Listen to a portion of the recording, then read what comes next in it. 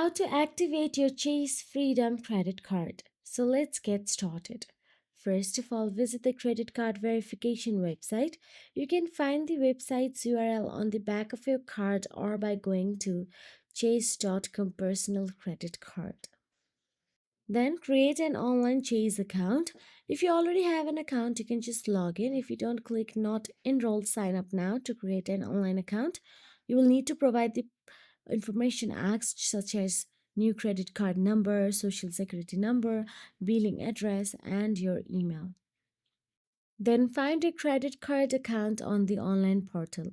Click on the My Accounts tab and select the credit card that you would like to activate. It will ask you to activate the card.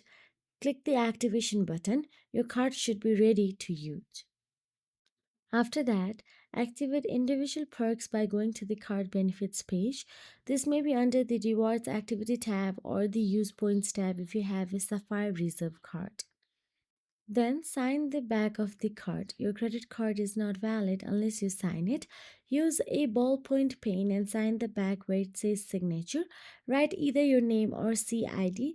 Let the ink dry for a minute before putting your credit card away. So that is it. If you found this video helpful, please like, share and subscribe our channel, and thank you so much for watching.